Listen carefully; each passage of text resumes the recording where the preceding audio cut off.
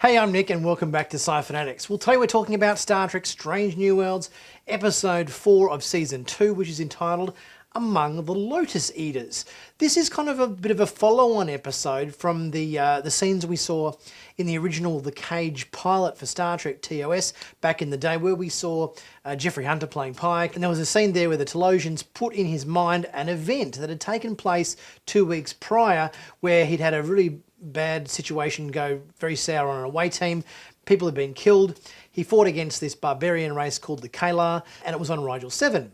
And we're kind of getting a follow-up to that event in this episode. So that's a nice little link back to the original series. In fact, this episode to me really felt quite a lot like an original series episode. There was a lot of elements to it that kind of reminded me of the original sort of story structure and everything of the original series episode. So in terms of that kind of Planet of the Week style storytelling that we used to get in TOS and also Next Generation and everything as well, it felt really grounded in that kind of aspect. So the episode starts with the USS Cayuga, which is Captain Battelle's ship, on a joint mission with the Enterprise. And it seems like that Pike and Battelle are trying to catch some time to be together, because we know they've kind of got this fly in, fly out kind of relationship where they're both captains of starships. It's really hard to have a relationship. I mean, obviously, it's probably a bit frowned upon if you're having a relationship with maybe one of your crew members perhaps, but because they're both captains on different ships, it's kind of okay. But trying to find a time to have some quality time with each other obviously is posing a bit of a tough ask. And we find out in this episode that it seems that things having not gone quite to plan with the prosecution side of Yuna's trial, that our douchebag Vulcan character, who was the other prosecution counsel or whatever in Yuna's trial, has kind of blocked Battelle's potential advancement in Starfleet. I think there was a position open for a Commodore, and Battelle was kind of all lined up and ready to take this role. Our Vulcan guy has basically said, nah, you're not having that anymore because I'm not happy with us having lost the case. And Battelle is still obviously captain of the Cayuga. Pike's a bit frustrated about this. He kind of feels like this is kind of partially his fault. That because, you know, he was the one that got the defense counsel and everything for Una, and Una's got off, and that then made Battelle look bad. So in saving Una from prison, he's also put a bit of a black mark on Battelle's record, I guess, for having her losing the trial, losing the case. So there's a bit of conflict there, and I think Pike is sort of thinking, oh, is this whole relationship thing really working? Is this quality time we're getting with each other?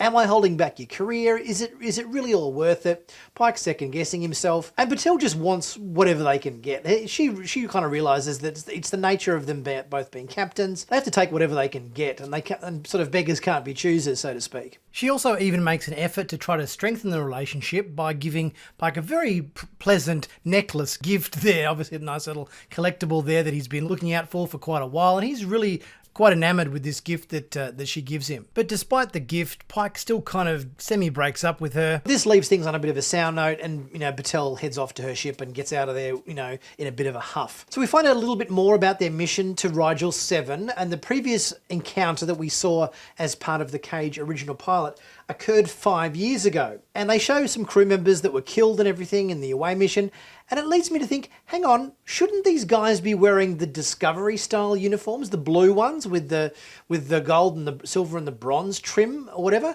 Because it seems like, if I remember correctly, the first time we saw the very colourful uniforms was in season 2 of Discovery, and they were sort of transitioning from the blue style uniforms to these new ones. So I would have thought our crew members should at least, at the very minimum, have the big fat black high collars like the uniforms that Pike and Number One and Spock and everything wore in season 2 of Discovery. So it seemed a little odd to me that these crew members from a 5 year ago situation were wearing the current Starfleet uniforms. That seemed like a bit of a continuity error, if you ask me. And we find out through some satellite or some drone style photography there that the Kalar are using the Starfleet Delta logo in their buildings. They've obviously got some garden there which has got the Starfleet Delta carved into a hedge of some description.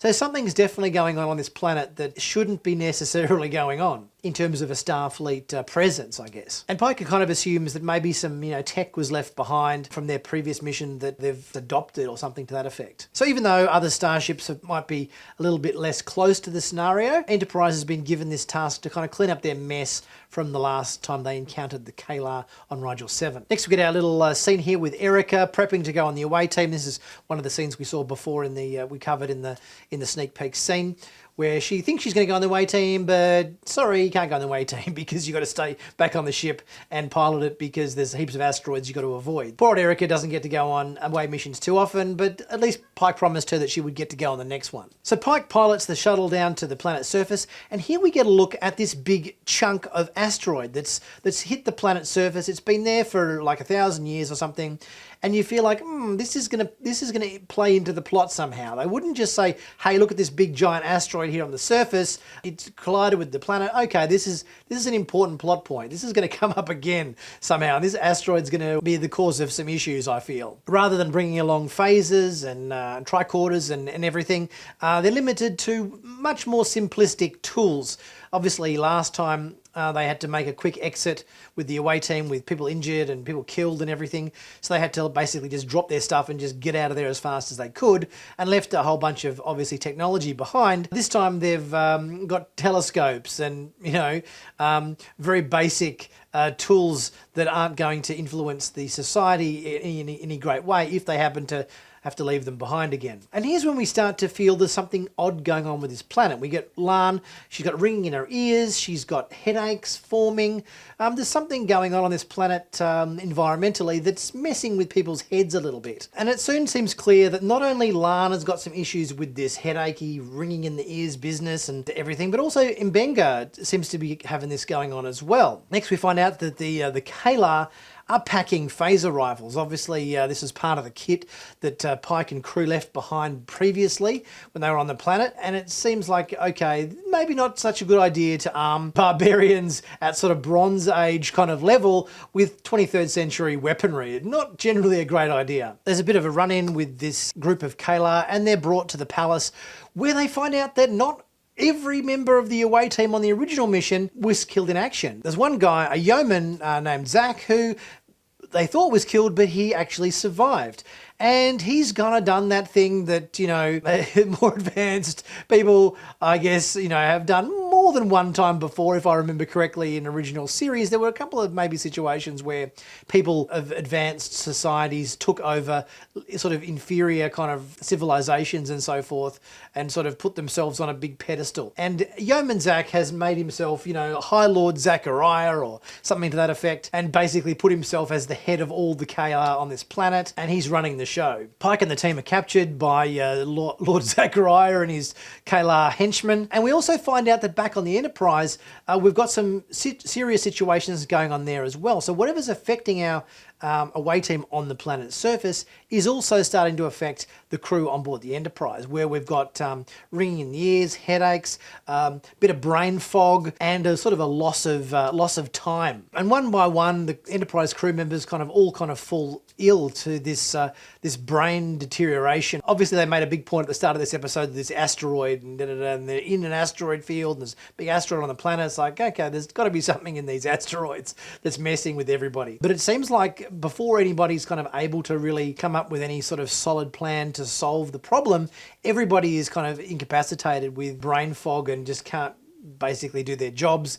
People are experiencing losses of time, and everyone's just wandering around aimlessly in the hallways, not really knowing who they are or what they're supposed to be doing. It kind of strikes me that it's a commentary on present day world where post-COVID, everybody knows that brain fog is one of the symptoms of long COVID. People have had trouble returning to work. Workplaces are at only 50% capacity since COVID, and everyone's just having trouble readjusting to life a little bit since the pandemic. So I wonder if it's sort of a bit of a commentary on that. Meanwhile, on the planet, Pike and Mbenga and Lana have pretty much forgotten who the hell they are, what they're supposed to be doing there, and what the hell's going on. But there's a bloke, he kind of steps in and helps. This old bloke, he kind of steps in and tries to coax them and tell them about what's going on and how it's part of the forgetting and all this sort of thing. And obviously this has been going on for quite some time, and everybody loses their minds and everyone's kind of trying to remember what the hell they're doing. It kind of sounds a bit like Memento, the Christopher Nolan film.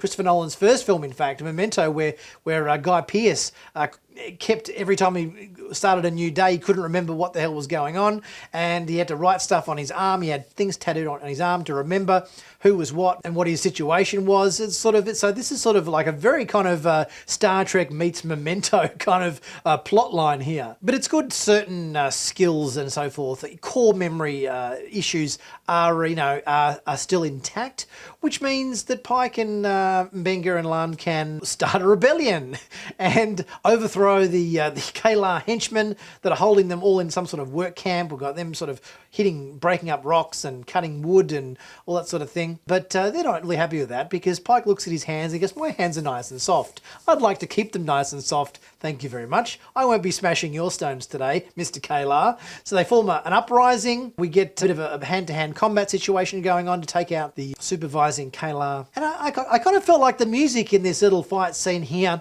was quite reminiscent of the music that kicked in the Cage pilot when Pike was fighting that sort of barbarian Kalar in that scene.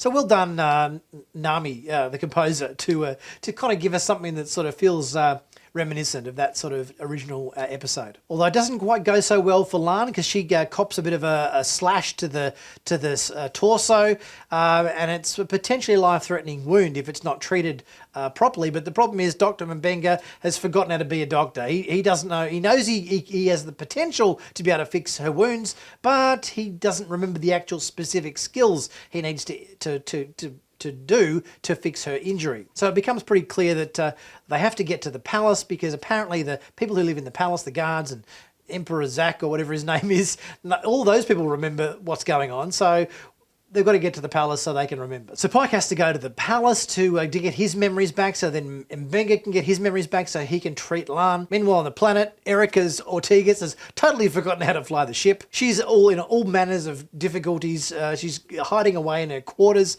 under the bed almost, with rocks hitting the ship left, right and centre, and has to kind of pull it together with the help of the Enterprise's computer, just to kind of remind her who she is and what her job is. Everybody has just completely lost the plot. Pike has a bit of a shootout with Yeoman Zak, or Emperor Zak, or whatever he's calling himself, and he kind of submits. He's going to get dragged back to Starfleet to face a court-martial or something to that effect.